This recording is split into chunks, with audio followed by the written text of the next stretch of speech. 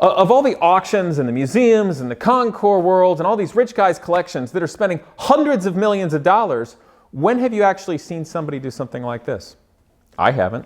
My grade 7 English teacher, Mr. Uzos of all things, Yes. saved my life when it comes to engineering. That's why I love what you do at Genius Garage. Wow. Wow. So, you've all heard the thing, paying it forward. Yeah. Well, here we go, boys and girls. We're paying it forward. Somebody can get my 67 Cyclone S code, which is rare as hen's teeth, Yes. for the same concept.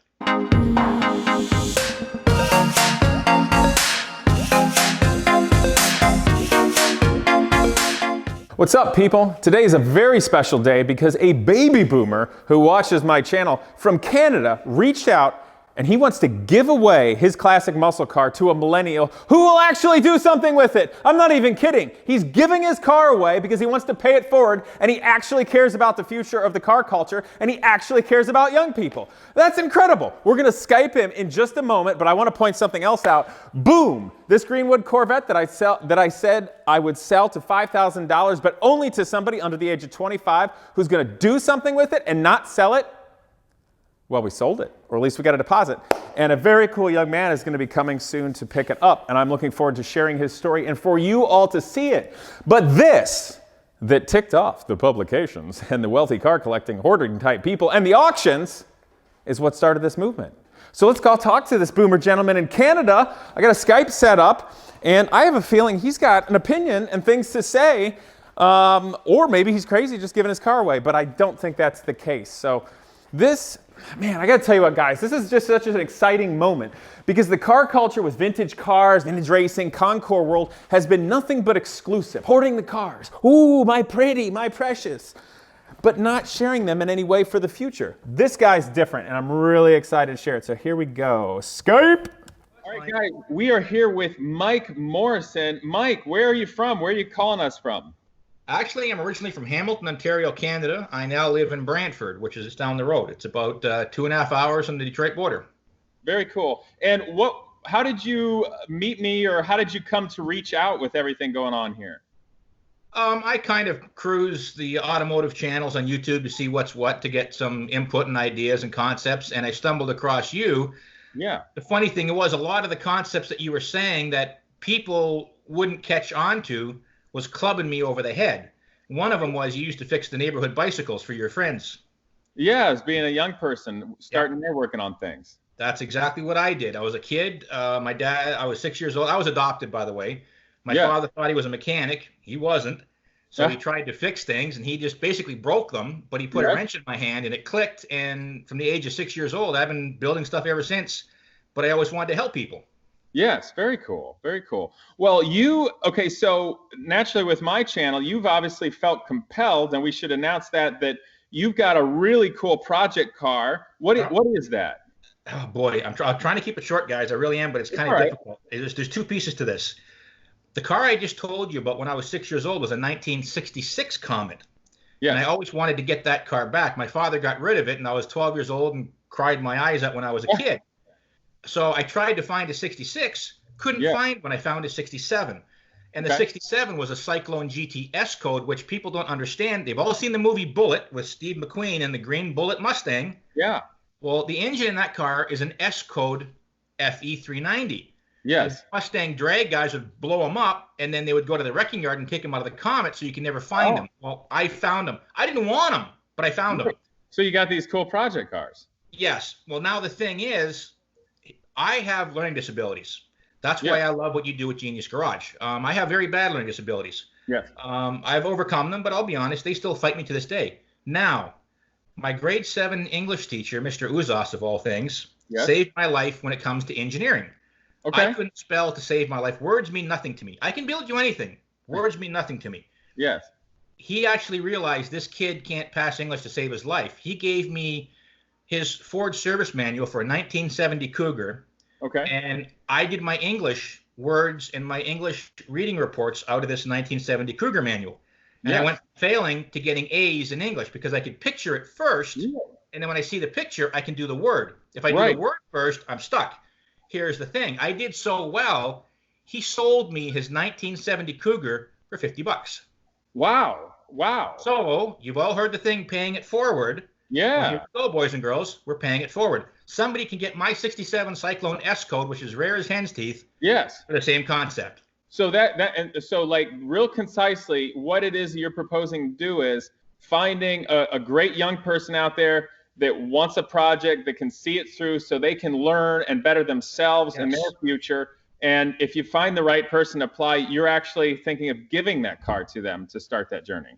Yes. And here's the thing. I'm in Canada. Doesn't matter. States or Canada. Being Canadian, to us, the border is just a minor nuisance. You learn to grow up with it. Yes, I was an engineer in Detroit for 5 years with the car companies. Yes. To a Canadian, it's a minor nuisance. But to my American friends, they're all like, oh my God, the border. I was like, guys, it's not a big deal. Just do your homework. It's not that big of a deal. So the point of the matter is, if I have to bring it to the States, here's what I will do. Okay. We will load everything all up. I will bring it for free to the Ambassador Bridge in Detroit. Okay. I'm assuming, Casey, I hate to say it, but I'll probably have to say you'll have to come to the border and meet me. And here's the reason why.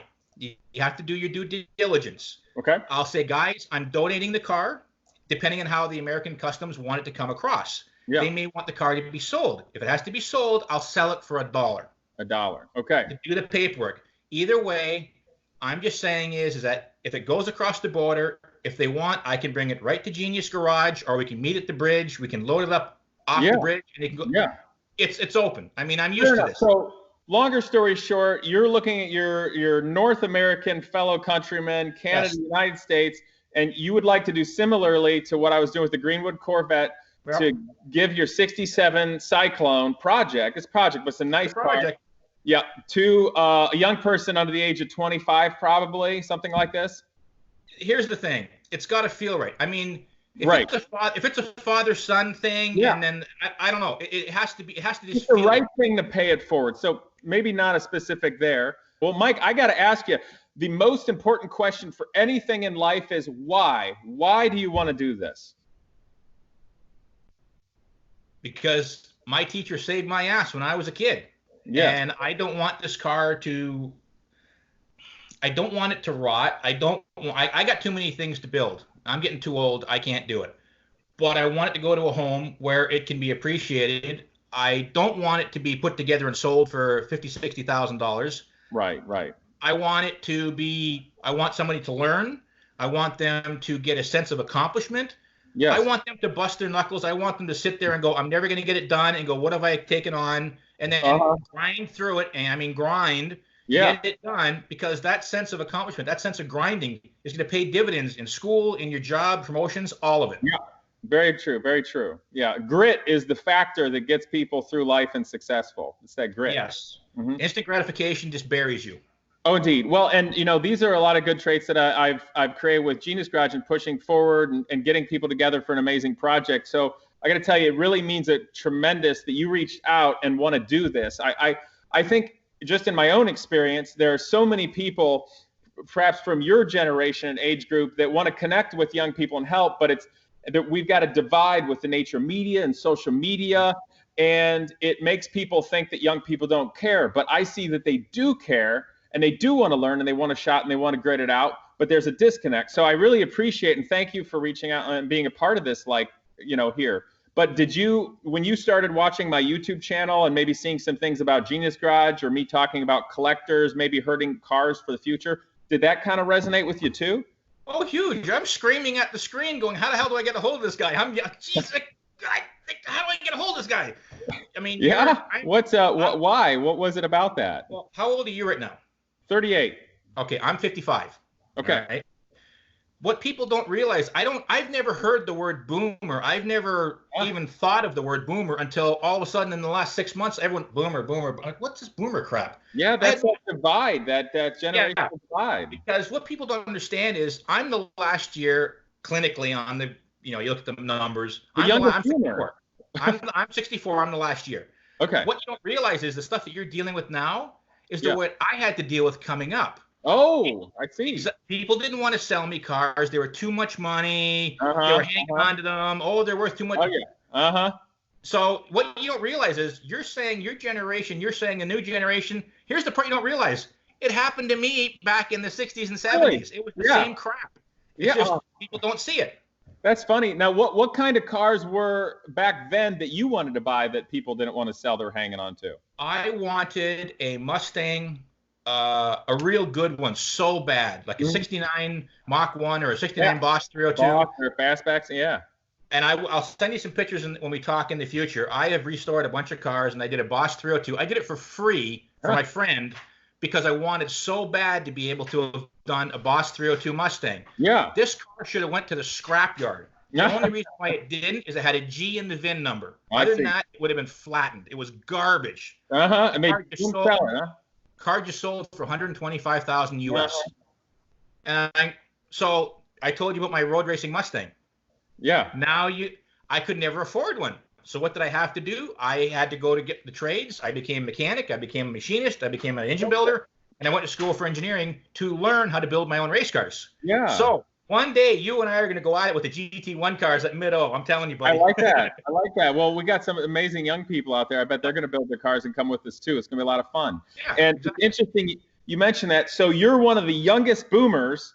Yes. Actual baby boomers. I'm like the oldest millennial. Yep. It's funny that way. And here's the funny thing. I did the math. If you look at it, millennials are the children of boomers from the age 20 to 30. Essentially, yeah. If I'm 64, which means 84 to 94, what generation is that? That's millennials, yeah, and millennials. 80 or 81. The boomers' kids are millennials. Oh, it's true. Yeah, it's basically. So that's what I laugh at. I'm like, how are the boomers and the millennials scrapping? They could be their kids and your parents. Born kids. Exactly. Young parents don't understand the internet. Kids. I don't. No, it's okay. I'm just joking around. It's all right. I got 2 questions for you, kind of wrapping up this initial video. And thank you so much for reaching out. Thank you for being part of this, and thank you for helping create this movement and give young people a chance. But I got 2 things for you. Yep. One, with your opinion and doing this and wanting to help young people and pay it forward and give your car to somebody who's going to do something with it, a young person, a millennial, what would you like to say as a young boomer to millennials? What wisdom would you like to impart upon them, the younger generation? We're the same as you. It's just the life circumstances are different, and you're getting beat up in different ways than what we got beat up in. But we're still the same. If you're a car guy, you're a car guy. If you're a car girl or a gal, whatever, you're the same. It's just you don't realize what we went through because you didn't see it. We get to see what you went through. We're the same. We're just the same. Yeah. It's a big deal. Well, that's great. I appreciate you saying this. Now, here's the next part. What would you say to your fellow boomers and older generations that maybe aren't thinking of doing something with the younger or aren't paying attention to the younger or just really kind of closing off their car culture? I'm trying to be nice right now. No. I say crap on my channel all the time. Hit them. I'm not going to use the F word. I'll tell you that right now. Fair enough. I can bleep it. Yeah. Don't be such arrogant. Get off your egos. Get off your arrogance. The cars back in the day, they look neat. They got chrome, but they drove like they're a sense of theater. That's all they are. But they're nice. They're memories. They're theater. It brings back nostalgia. It brings back nice feelings. But they suck. Okay. Well, let me more diplomatically mention that. So maybe I think what you're saying is 2 parts. One, hey guys, at the end of the day, they're still just cars. They're metal. They have wheels. Yes, they are. And the reason they're so valuable to the boomers and auctions and all this is because they remind them of when they were young and wonderful childhood, right? Yes. So exactly. Would you say maybe if those people somewhere in their heart care about the future, care about young people, maybe it's time for you to let those things go a little bit and share it with young people so that they can find that love and learning? Would you say maybe that? Yeah, I would. Here's the problem you guys don't understand. Okay. They always give them to their sons. They give them to their grandkids. And I get it. I got no problem with that. But the problem is it continues to drive the price up. I mean, they went to the drive-in movie. They had, hey, a lot of them were kids. They're boomers, not the boomers. A lot of the millennials are probably conceived in the backseat of the drive-in movie for all I know. Yeah. But the memories are too strong. That's why they hold on to the car so much. And that's why one of the reasons why the prices get driven up. And then it gets handed down generation to generation. the cars get locked up and they don't go anywhere. And I got lots of friends like that, and I can't default them. But there is the odd project like what I've got. Yes. Do something. Don't mothball it. Right. And let it go. Just let it go. Well, and then on that note, it seems like you're mentioning the memories are so strong for the older generations with the cars, the reason they're holding on to them so tightly. But just as a note of my own experience, you know, I honestly would have probably got tired of racing and road racing already and just not done it anymore. But when I work with Genius Garage students and mentor them and am part of that team, and I get to take young people to the track for the first time and work on cars, it makes it exciting for me again with the same memories, because I always get to live those. So my own experience, I would say for people such as yourself, you get to relive great memories by helping some young person have this car and watch them build it. And I think that's going to keep the car culture alive better than just hanging on to stuff that's never going to do anything. I totally agree. I'm to the point now where I've built so much stuff in my life that it's old hat. Me building something new is not a big deal. To me, it's just, okay, let's build something else. The thing is, I get more enjoyment out of seeing the kids do it themselves, and then the smile on their face when they get it right. And then when it goes down the track, I mean, you've seen it. They go nuts. They jump. They hoot and holler. They high five. It's like, we did that, and they watch it go down the track. That's more than anything else. Yeah, indeed. Well, Mike, I can't thank you enough. I think we ought to wrap this up for today, but come back. Yep. So to all the young people out there, Mike, wonderful Mike up in Canada, wants to give away his 67 Comet. Yes? It's a Comet Cyclone GT S code, which is the whole cockamamie name. Yeah, it's a project, but a great car. I wants to give it away to a millennial, somebody young, a father-son project, just wherever feels right. So remember, look down in the description, click that. Please share this. Let's set a great example for different generations out there to help pass on the car culture. And Mike, thank you so much today. I look forward to connect with you again soon and get the word out there. No problem. You're welcome, Casey. All right, sir. Well, I'll catch you later. Any parting words for everybody? Stand on it. Stand on. I like it. That's all right, sir. I'll give you a call afterward. Thank you very much for being on, Mike. Thank you. All right. This is wonderful. See you, Casey. Okay, guys, that was powerful stuff with Mike. Anyway, you heard the man. He wants to pay it forward. He's got a great story how a teacher once helped him pass it through English, pay it forward with a car, and it meant so much to him. This man is truly a hero of the car culture. Who else is doing that? Of all the auctions and the museums and the Concours world and all these rich guys' collections that are spending hundreds of millions of dollars, when have you actually seen somebody do something like this? I haven't. And I've been in this world for a long time. So, Mike, thank you on behalf of all the future out there, all the future car people. So, guys, here's the deal. You heard the man. It has to feel right. It's to a young person, could be them by themselves, maybe a father-son project, father-grandpa, you know, a daughter or mother, whatever feels right to him. So here's what you got to do. And listen carefully, these are the directions. Go to geniusgarageracing.com. You can send your email to geniusgarage@hotmail.com. Now, this is very important. In the subject, write muscle car. That's it. Subject line, muscle car. You have to do that so we can forward them nicely to Mike. If you don't do that, it might not make it through because we're going to get a lot of things. Also, I appreciate you guys reaching out to me on all the social media platforms. I enjoy engaging with you when I can, but do not DM me about this on YouTube, on the comment, and asking me how to do it. You just got the instructions. If you send it to me there, I'm not going to be able to potentially answer you back, and I'm going to go crazy from everything going on. So please, write your email with a nicely written cover letter, everything explaining who you are, a nice introduction to Mike, why this matters to your life, why the car culture matters. It's your opportunity to relate. What do you do? How are you going to restore this? How is it going to matter to your life? How are you going to use this to forward the car culture? And maybe how is this going to help you grow as a person and learn?